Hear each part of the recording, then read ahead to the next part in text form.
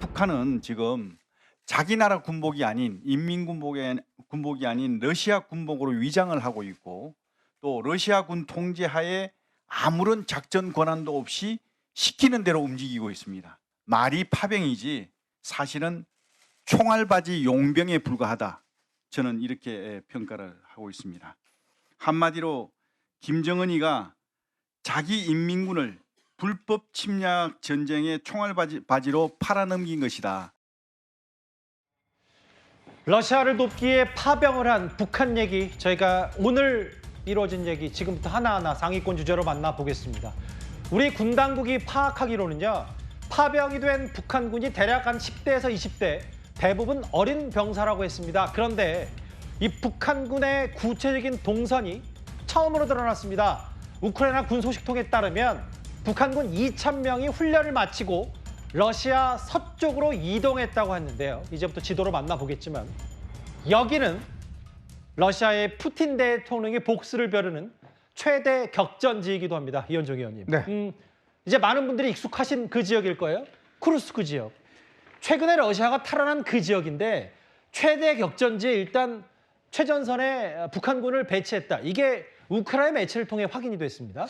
우선 이제 국정원에서 보고한 바에 따르면 그때는 이제 폭풍군단 등 정예요원들이 갔다라는 보도가 있었는데, 맞아요. 지금 김용현 장관이 지금 국감에 나와서 한 보고로는 그게 아니라 지금 일반적인 아마 병력들 10대와 20대 일반 병사들, 아마 제가 볼 땐 저게 설득력이 있는 것 같아요.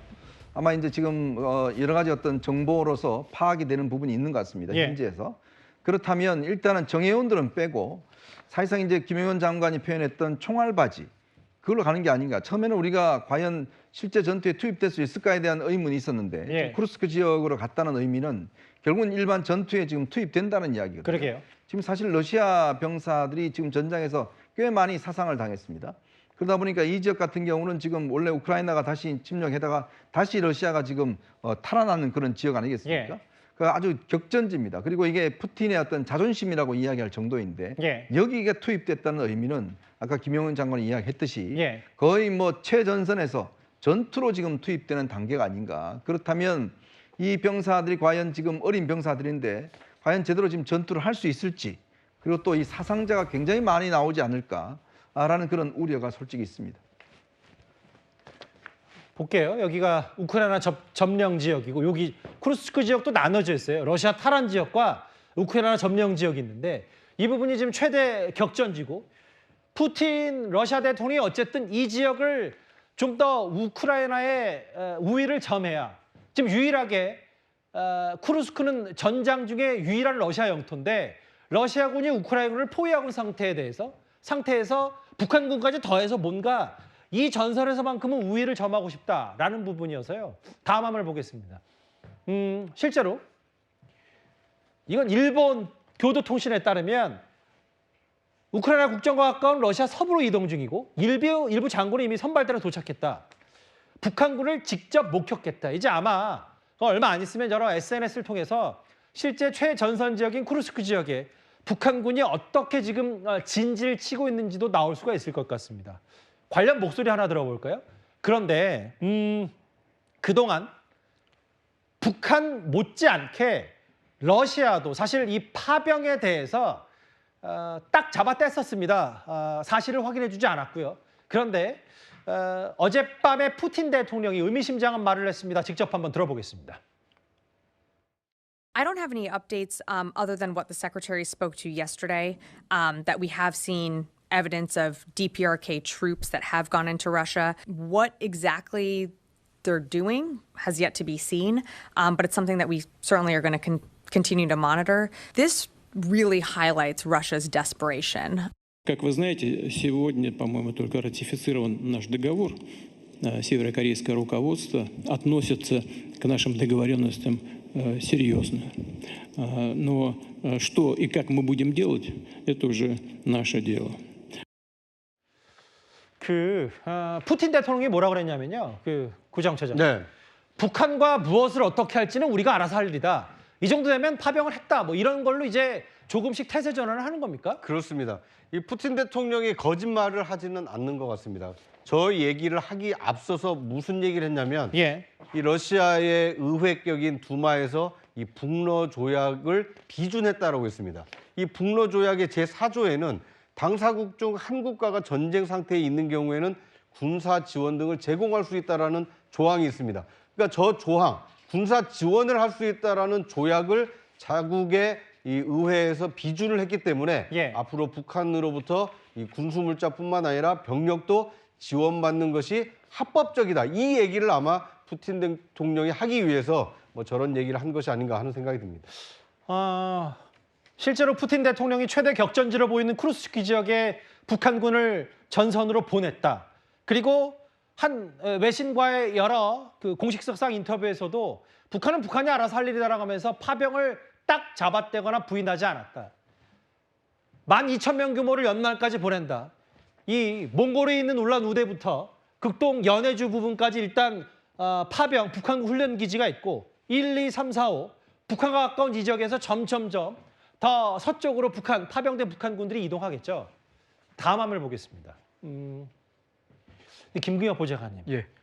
이것도 좀 일부 매체 보도를 보면 사실 북한의 파병이 문제가 아니라 러시아도 50년 전 장비를 지급받고 사실 그 우크라이나군 드론에 음식과 물을 요구하면서 북한군도 러시아보다 훨씬 더 전쟁상에서 제대로 된 지원을 못 받을 가능성도 꽤 높아 보이거든요. 네, 그렇습니다. 현재 우크라이나 전쟁이 2022년 2월 24일에 발발을 했습니다. 예. 그러면 지금 기준으로 벌써 2년 8개월이 흐른 건데요.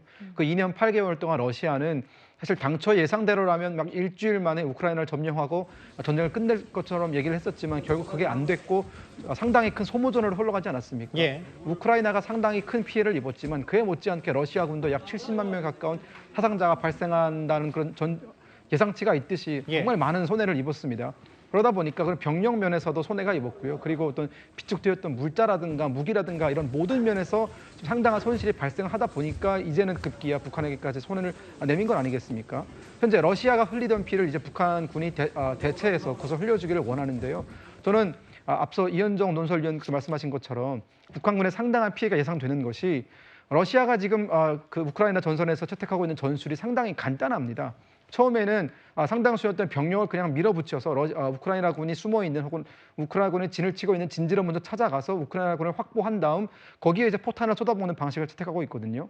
그렇다면 처음에 우크라이나군을 찾아서 갔던 병력은 상당수가 다 전사하거나 아니면 소실된 상태로 돌아옵니다. 예. 그 역할을 지금까지 러시아가 했었기 때문에 하루에 약 1,300명 정도의 사상자 발생을 했었는데 이제 그 사상자 몫을 북한군에게 미루겠다라는 것이니 저는 우리가 예상하는 것보다 훨씬 더 많은 사상자가 나올 거라고 예상이 됩니다. 푸틴 대통령조차 사실은 파병 여부를 부인하지 않고 이제 공식적으로 그리고 그 최대 격전지에 북한군을 파병하겠다고 공언을 하고 있지만 지금 화면에 나오는 것처럼 우크라이나의 드론에 촬영이 된 포착이 된 러시아 군들을 보면 글쎄요.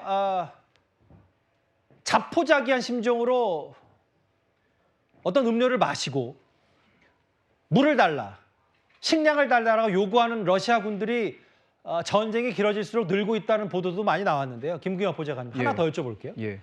우크라이나 당국이 분석한 거에 따르면 북한군이 받은 게 탄약, 침구류, 방한복, 비누, 군화, 화장지 정도인데 이 보급품들을 봤을 때 실제로 북한에서 받은 것보단 좀 나을지 몰라도 북한군이 실제로 전쟁에 활용하기에는 턱없이 부족하다는 느낌도 분명히 있거든요.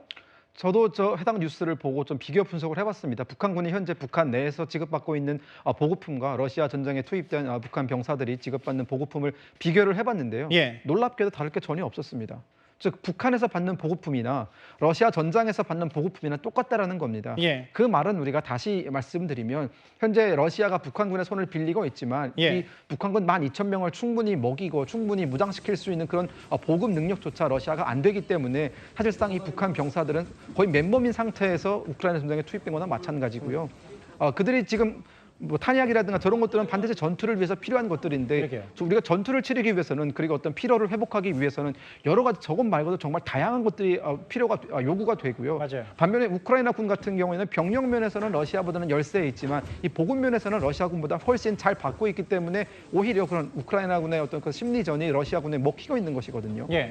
그렇기 때문에 저는 북한군 병사들의 어떤 피해라는 것이 그들이 지급받은 보급품 내용만 봐도 사실상 눈에 뻔히 보인다라는 생각이 듭니다. 이게 사실 군대 다녀오신 분들 알겠지만 전문 용어로 이게 장구류와 보급품이 있는데 장구류는 뭐냐면 탄약, 군화, 당연히 전쟁을 치르기 위해서 짚어봐야 될 거고 보급품은 개인 생필품들, 화장품, 화장지, 비누, 침구류 이런 보급품들도 생각한 수준보다 북한군이 턱없이 러시아로부터 받고 있기 때문에 정말 김영현 국방장관 말 맞따라 정말 총알바지 아니냐는 여러 가지 해석이 나오고 있거든요.